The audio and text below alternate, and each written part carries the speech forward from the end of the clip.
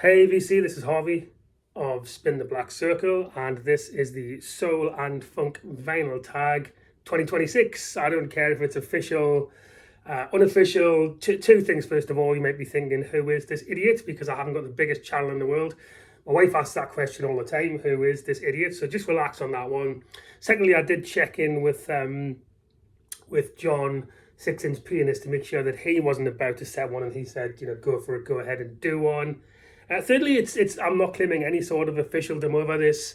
If anybody else is about to set one or sets one that's much better than mine, then we could have two soul and funk tags going. But this is a music genre that I'm just really into, and I'm quite excited about setting these 12 questions. So a prompt video first for you all to go away and scratch heads and come up with answers to these 12 questions. And obviously I'll post my response to my own tag at some point over the next few days. So question one is, what is the best new release soul or funk record of 2025?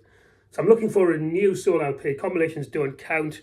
Reissues of classic soul or funk albums don't count. I'm talking about current artists, or could be a legacy artist, but a new release of material during 2025. So what's excited you as a new release in 2025? So that's question one. Question two flips that. What's your best used vinyl soul or funk find of 2025? I mean, it's a little bit harder. I'm really looking for pre-1980s. So put that Simply Red album away, or that Shardy album away. Pre-1980s, when you were going through the bins or going through Discogs, what was your best soul or funk find? I guess from the late 50s, or the 60s, or the 70s is what I'm narrowing it down to. So that's question two. Question three. Show a funk or soul 7-inch that you love, that wasn't a top 30 chart hit in your country, and explain why you love it. So if I'm in the US and I've selected a 7-inch soul record and it wasn't a hit in the Billboard charts, but it was in the UK, that's fine. Or if it wasn't a hit anywhere, then that's fine. But a soul record that you love that wasn't a big hit in your country, and I want to see a 7-inch record in response to question three. Question four, is 70s album produced by a 1960s soul songwriter or artist? So let me give you an example. Norman Whitfield was a house songwriter at Motown, as most of you will know. He produced some really great 70s Temptations LP. So I'm looking for a 60s soul songwriter or artist who's produced a 70s album. I wanted to show that album and see a bit about it.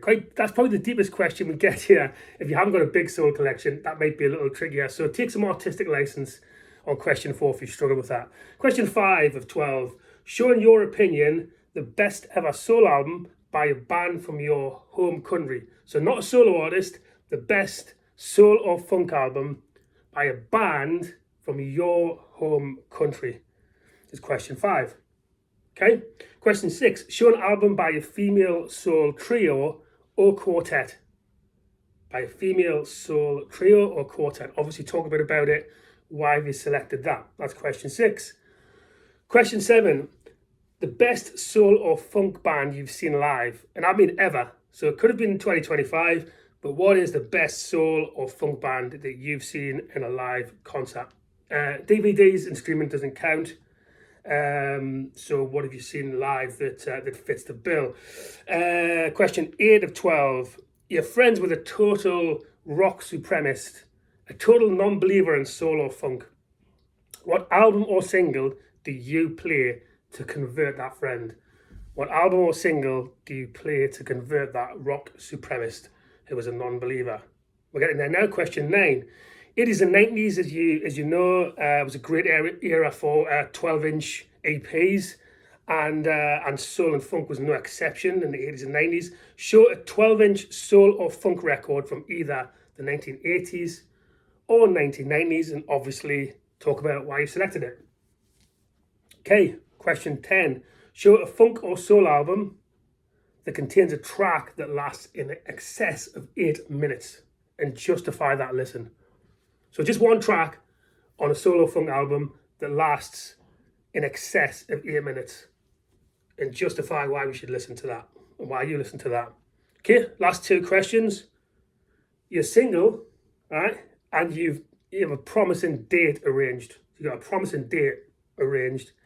Choose one soul album to get you in the mood for romance, right? So you're on your own and you're in your flat or house and you're doing your thing, you've got showered, you've put your best aftershave or perfume on and you're about to go out. You've got an hour before you go out for this promising date. What soul or funk album do you put on to get you in the mood for romance? I'm going to exclude Marvin Gaye. Exclude Marvin Gaye because that's too obvious. We don't want a ton of Let's Get It Ons being displayed. So that's the penultimate question. The last question, an obvious one.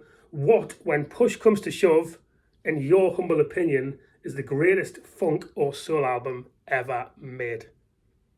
Ever made. So there you go.